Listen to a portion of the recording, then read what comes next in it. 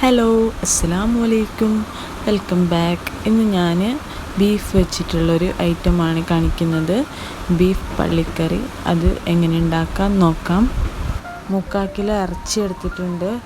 അതുപോലെ ഉള്ളി, തക്കാളി, ഇഞ്ചി, വെളുത്തുള്ളി, പച്ചമുളക് പേസ്റ്റ്, കറിവേപ്പില, മല്ലിപ്പൊടി, മല്ലിയില, മഞ്ഞൾപ്പൊടി, മുളക് പൊടി, കുരുമുളക് പൊടി, ഗരം മസാല ഇത്ര എടുത്തിട്ടുണ്ട്. ഇനി ഇതെങ്ങനെ ഉണ്ടാക്കാൻ നോക്കാം. ആദ്യം കുക്കർ എടുത്തിട്ട് ബീഫ് ഇട്ട് കൊടുക്കുന്നുണ്ട്. ബീഫ് ഇട്ടെടുത്തതിന് ശേഷം ഉള്ളി ഇട്ട് കൊടുക്കുക, തക്കാളി, ഇഞ്ചി, വെളുത്തുള്ളി, പച്ചമുളക് പേസ്റ്റ് ഇട്ട് കൊടുക്കുക. എന്നിട്ട് കറിവേപ്പില, മല്ലിയില അതും ഇട്ടെടുക്കുന്നുണ്ട്. എന്നിട്ട് ഇതിലേക്ക് ആവശ്യമുള്ള സ്പൈസസ് ആയിട്ടുള്ള മഞ്ഞൾപ്പൊടി, മല്ലിപ്പൊടി, മുളക് പൊടി, കുരുമുളക്, ഗരം മസാല, എന്നിട്ട് കുറച്ച് വെളിച്ചെണ്ണയും കൂടി ഒഴിച്ചു കൊടുത്ത് നല്ലോണം മിക്സ് ചെയ്ത് കൊടുക്കുക.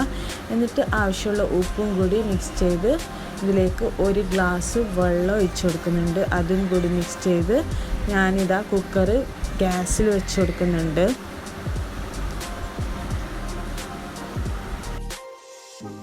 നമുക്കിത് ഇപ്പോൾ വിറകടുപ്പുണ്ടെങ്കിൽ അതിൽ ചെയ്യുന്നതാണ് ഏറ്റവും ടേസ്റ്റ്. ഞാനിപ്പോൾ ഇവിടെ കുക്കറിൽ ചെയ്ത് കൊടുക്കുന്നുണ്ട്.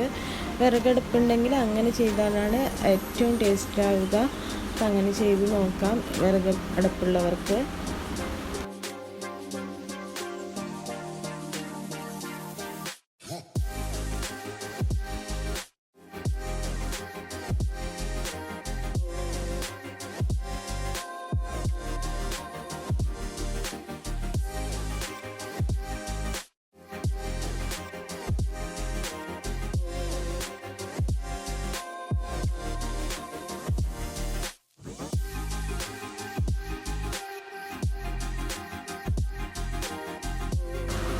ഞാനിവിടെ വിസിലിടിക്കുമ്പോൾ 8 വിസിൽ വരെ ഇടിക്കുന്നുണ്ട്. നിങ്ങളുടെ ഇഷ്ടാനുസരിച്ച് ഇറച്ചിൻ്റെ വേവ് അനുസരിച്ച് വിസിലടിപ്പിക്കാം. വിസിലൊക്കെ വന്ന് റെഡിയായിട്ടുണ്ട്. ഇനി ഇത് നമുക്കൊന്ന് നല്ലോണം വറ്റിച്ചെടുക്കണം. അതിനായി വീണ്ടും ഞാൻ ഒന്ന് ഗ്യാസ് ഓൺ ചെയ്ത് ഇതിലേക്ക് ആവശ്യമായിട്ടുള്ള കുറച്ച് മല്ലിപ്പൊടി, അതുപോലെ കാശ്മീരി മുളക് വറുത്തരച്ച മുളകും കൂടി ഇതിലേക്ക് മിക്സ് ചെയ്ത് കൊടുക്കുന്നുണ്ട്. എന്നിട്ട് നല്ലോണം ആവശ്യത്തിനുള്ള ഉപ്പ് ചെക്ക് ചെയ്തിട്ട് ഇത് മതിയായിട്ടില്ലെങ്കിൽ വീണ്ടും ഉപ്പിട്ട് കൊടുക്കാം. എന്നിട്ട് നല്ലോണം ഒന്ന് മിക്സ് ചെയ്ത് നല്ലോണം വറ്റിച്ചെടുക്കാം.